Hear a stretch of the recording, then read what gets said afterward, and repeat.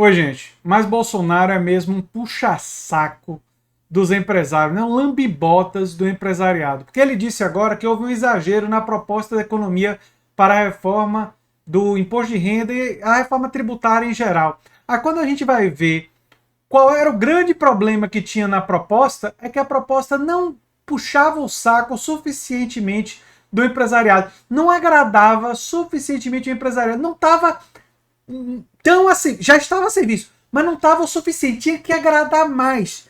Tinha que dar tudo o que pudesse e não pudesse para o empresariado, né? E nós vamos trazer os detalhes dessa reportagem do Estadão, né? E vamos falar sobre isso nesse vídeo de hoje. O presidente Jair Bolsonaro afirmou que houve um exagero pelo Ministério da Economia na proposta do imposto de renda enviada ao Congresso. Houve um exagero por parte da economia na reforma tributária, já sendo acertada com o relator. Realmente, a Receita, no meu entender, como é muito conservadora, foi com muito sede ao pote. Se chegar aumentando a carga tributária, eu veto. Ele se esquece de dizer onde era o problema do aumento da carga tributária. Porque o pessoal fica falando da carga tributária, mas nunca... É muito raro, né, com algumas exceções, as pessoas especificarem aonde é que vai aumentar e aonde é que vai diminuir. A nossa carga tributária em herança, na renda, é muito baixa. Agora, ela é altíssima no consumo. Realmente, nossa carga tributária no consumo ela é insanamente alta. Mas em outras áreas, imposto territorial rural, por exemplo, ela é baixíssima. E só pessoas ignorantes que, no assunto não sabem que ela é muito baixa em determinados setores. Né? Mas enfim. Entre as mudanças, o texto enviado aos parlamentares prevê a taxação de 20% sobre lucros e dividendos, parcela dos lucros destinados aos proprietários. Olha, essa é a parte boa, né? Você acha que ele vai manter isso aqui? Isso daqui tá com cara que tudo que é de bom da proposta provavelmente vai ser reduzido, né?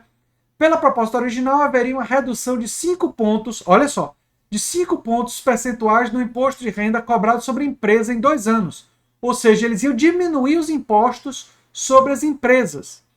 Mas, diante da resistência do empresariado, esse corte foi ampliado pelo relator para 12,5 pontos, ou seja, eles já iam ajudar as empresas, tirando o imposto de renda das empresas, tirando 5% do imposto. Aí o empresário diário chegou para eles e 5% de puxar saquismo é pouco, presidente. Tem que puxar mais o saco. Entendeu? A gente precisa ser mais agradado. A gente financiou sua campanha. A gente disparou coisas no WhatsApp. Financiou a coisa do WhatsApp, você não lembra, não? E aí, né? Alegadamente, né? Aí vieram os 12,5% percentuais, também em 2 anos, né?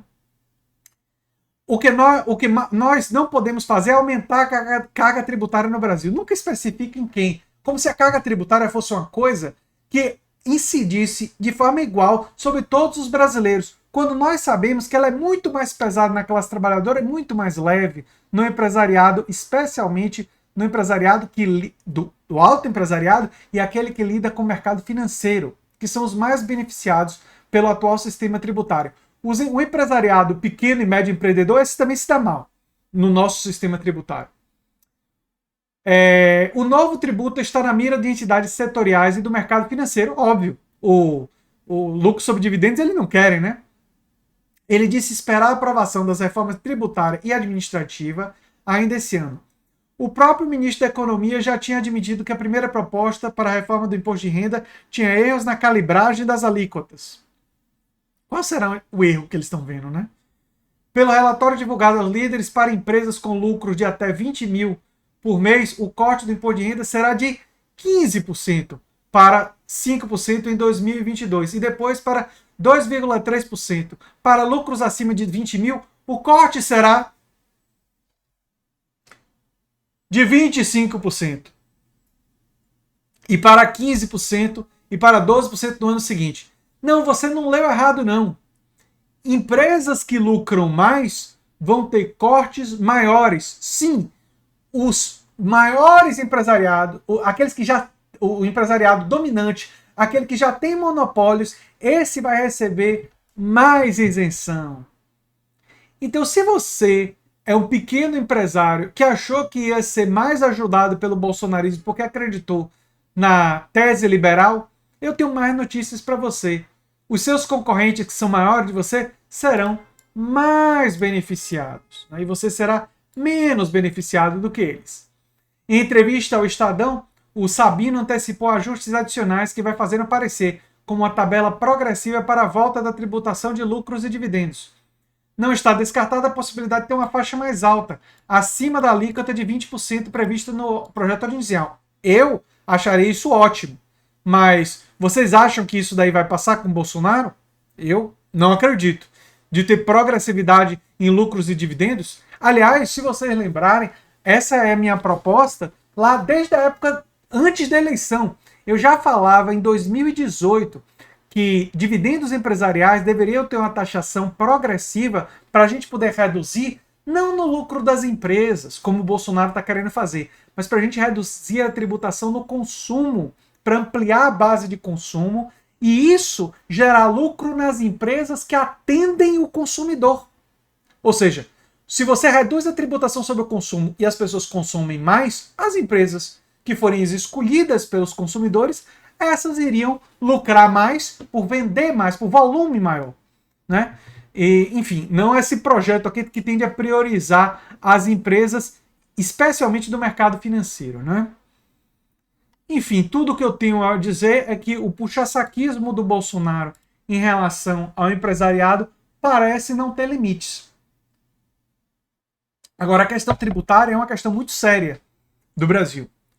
Nós precisamos urgentemente de uma reforma tributária. E a reforma tributária precisa necessariamente tocar em outros assuntos. Por exemplo, no imposto territorial rural. O Brasil tem um dos impostos territoriais rurais mais baixos do mundo. É ridículo o que se paga de imposto territorial rural. Enquanto isso, nossa tributação em patrimônio, em herança, também é ridiculamente baixa. E no caso da herança é ainda mais violenta, porque é a classe média e a classe trabalhadora que acabam pagando proporcionalmente muito, porque eles pagam em cima do limite, 4 ou 8%, dependendo do estado. Já os muito ricos continuam pagando os mesmos 4 ou 8%, quando em quase todo o mundo desenvolvido eles pagam entre 25% a 38%. Na maioria dos países desenvolvidos do mundo, ou industrializados, nem desenvolvidos, que o Brasil não é, mas industrializados, países que têm indústria grande, quase todos têm tributação sobre a herança progressiva. A exceção é a Suécia, porque a Suécia tem uma tributação tão progressiva e tão agressiva com relação à renda, que a Suécia abriu mão de tributar a herança. Porque chegou num nível de progressividade na renda e na renda adquirida via ações, quer dizer, todo tipo de renda na Suécia é tão pesadamente tributada que eles abriram mão de tributar a herança, porque eles têm uma outra forma e uma fórmula de atingir os tributos e de conseguir financiar seu estado de bem-estar social. O Brasil tem um projeto de estado de bem-estar social na Constituição, mas precisa de mecanismos para poder financiar isso adequadamente. Mas Bolsonaro parece mais preocupado em financiar os lucros daqueles que financiaram a campanha dele. E é o que eu tenho a dizer sobre esse assunto. Eu sou André Teixeira Jacobino, o canal é Nova Máquina do Tempo. Se você gosta do que a gente faz aqui no canal, se inscreve, dá um like, compartilha e quem sabe se torna membro ou apoiador do canal. Um abração e até o próximo vídeo. Tchau, tchau.